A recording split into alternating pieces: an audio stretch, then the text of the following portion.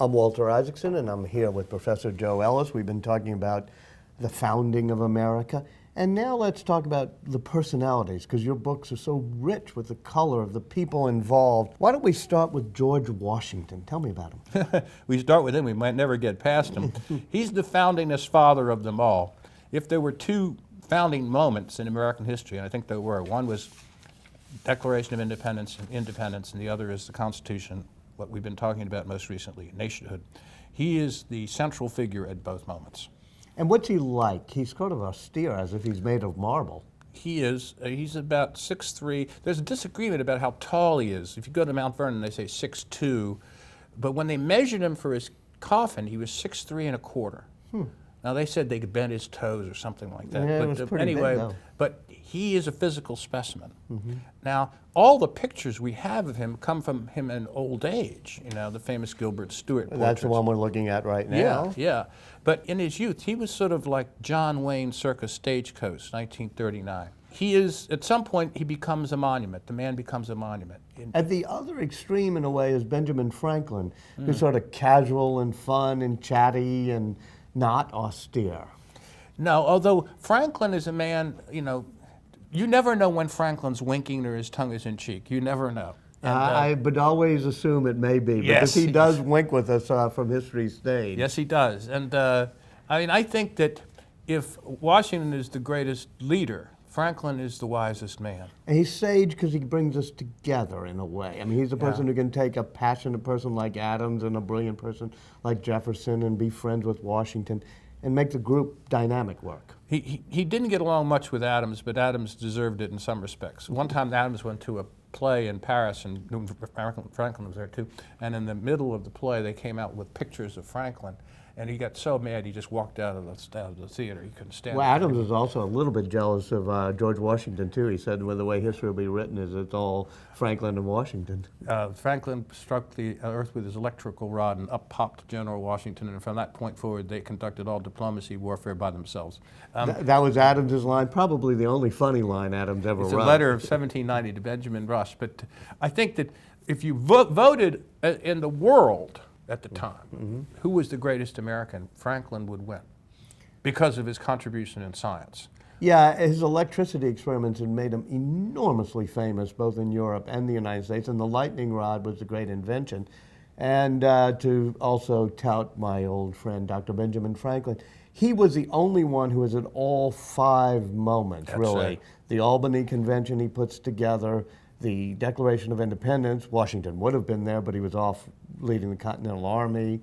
The Constitution, the treaty that brings France in on our side in the war, and then finally the Treaty of Paris that ends the revolution. Franklin's at all 5 of those. It's like if you say that history is a movie, he's in every scene.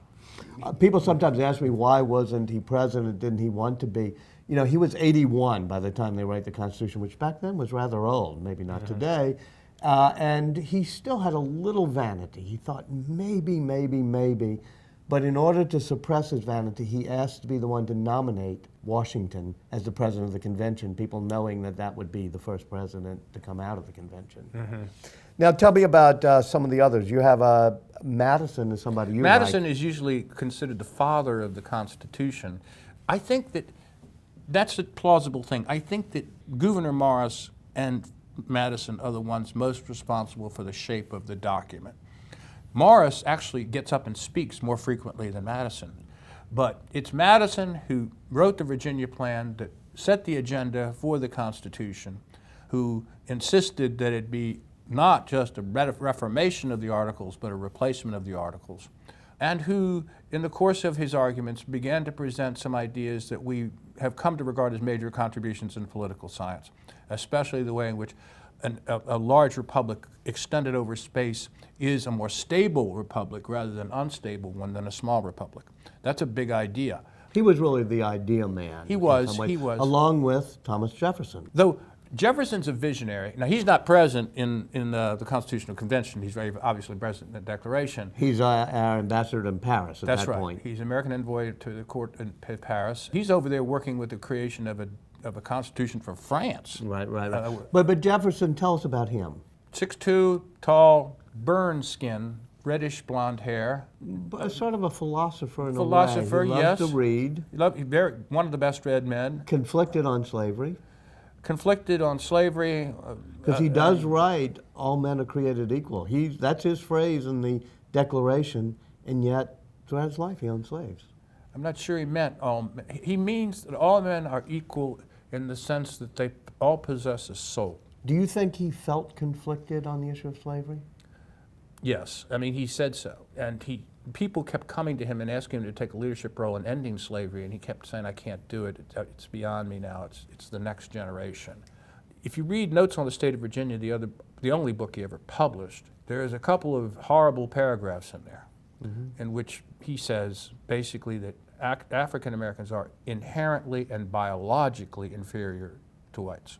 Yeah, we have to remember this about our founders, and that they had a certain greatness, but you have to take them in the moral context of their time. Well, yeah, but even in the context of his time, Washington didn't think that, Adams didn't think that, Madison didn't think that, Hamilton didn't think that. And Franklin is head of the Pennsylvania Society for the right. Abolition of Slavery. Right. So I do think you also have to say who actually ended up being on the right side of the moral issue at that time. I agree. And Jefferson is the most resonant figure in American history because he spoke the magic words, the ones that begin to hold these truths, but he lived his entire life as a slaveholder. That reminds us that they were all humans, and that even as we study them, you know, we should understand the moral questions that still linger. We've got to get rid of all this, that's fairy tale stuff. That's, like Easter bunny stuff and, Washington and the cherry tree stuff. As teachers, we're now adults. Sometimes you have to kill your parents, They're the Oedipal complex here. And in some ways, that's what Charles Beard was doing when he tried to undermine their authority. But we're now at a place where their places on the Mall and on Mount Rushmore are secure. We can get to know them as they really were, as brilliant but flawed human beings. And that helps us wrestle with always trying to make a more perfect union, as they said. Thank you very much. All right.